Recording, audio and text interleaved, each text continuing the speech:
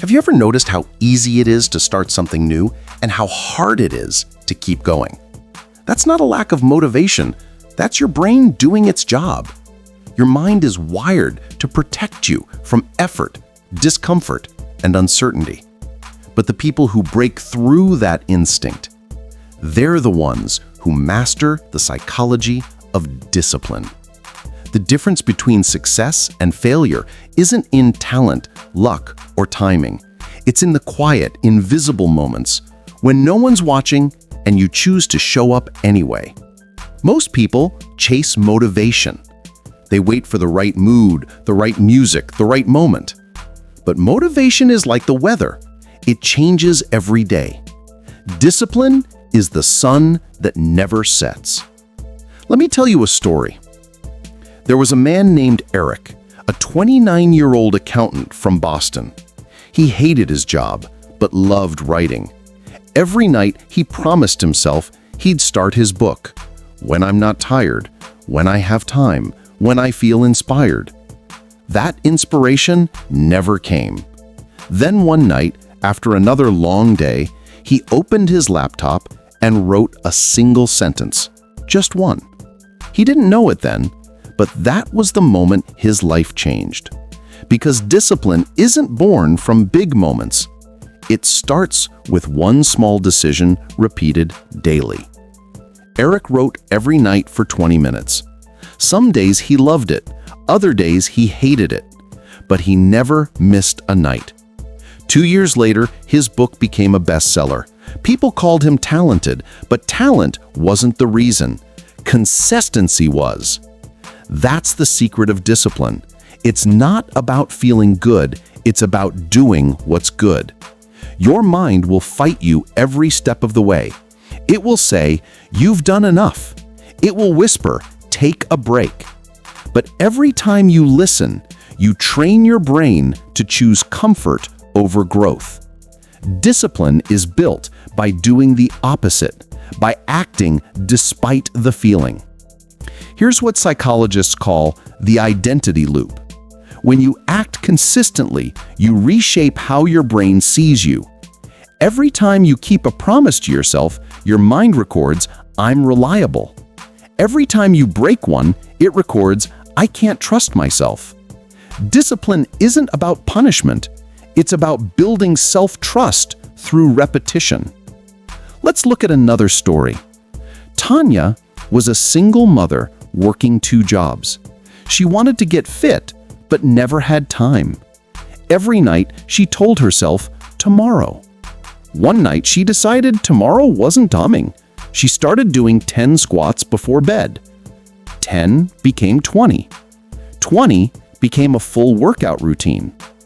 6 months later, she wasn't just healthier, she was stronger mentally. She said, "The real transformation wasn't in my body.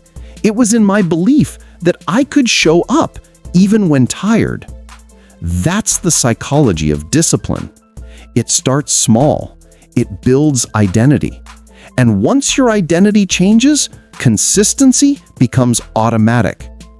The problem is, most people treat discipline like a temporary project. They say, "I'll be disciplined until I reach my goal." But the people who truly succeed, they don't use discipline to get something, they use it to become someone. That's the shift. The moment you stop asking, "How long do I have to do this?" and start saying, "This is just who I am," that's when consistency becomes effortless. Let's talk science for a moment. Your brain runs on dopamine, the chemical of reward. When you chase instant gratification, your brain releases dopamine for quick pleasures.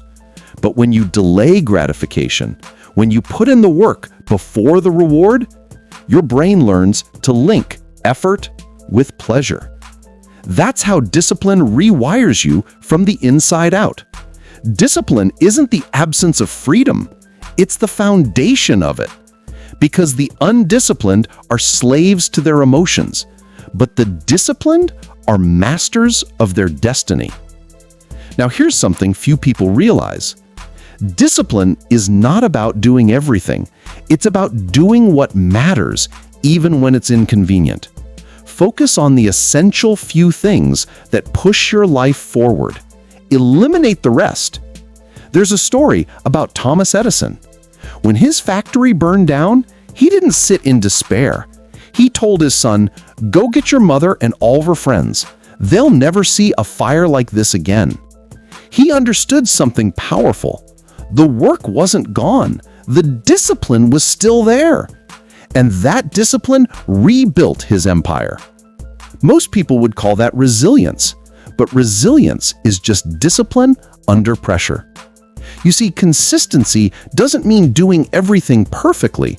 It means doing something purposefully, again and again, until the habit becomes part of you. When you train your mind to act without negotiation, success becomes predictable.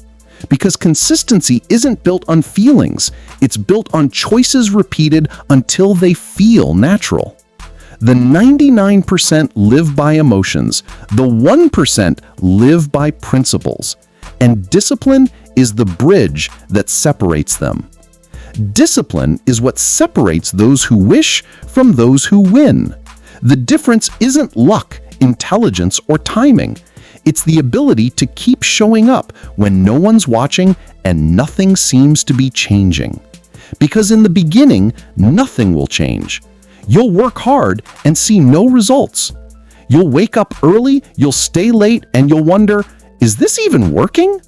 But the truth is, results are always growing underground before they appear above it. The roots always come before the fruit. Every consistent action plants a seed. Every repetition strengthens the roots. And one day, without warning, the results start to show. Not because something magical happened, but because you refused to stop watering the seed when it looked like nothing was growing. Let me tell you about Daniel, a 40-year-old gym owner from New York. When he started his fitness center, no one came for weeks. He printed flyers, posted online, and even offered free trials. Nothing worked. He wanted to quit, but one morning he remembered something his father once told him. If you quit on day 29, you'll never know if day 30 was the day everything would have worked. Daniel stayed. He cleaned the floors himself. He trained clients one-on-one. He showed up every single day. 2 months later, a local influencer posted about his gym. Within a year, he had over 500 members. People called him lucky, but luck only meets those who stay long enough for it to find them. That's the psychology of discipline. You stay even when there's no applause. Psychologists call it the consistency bias. Your brain loves to be right about who it believes you are. If you think you're lazy, your brain looks for evidence to prove it. But if you act disciplined, even when you don't feel like it, your brain rewrites the story. I'm the kind of person who keeps promises. That's why small daily actions matter.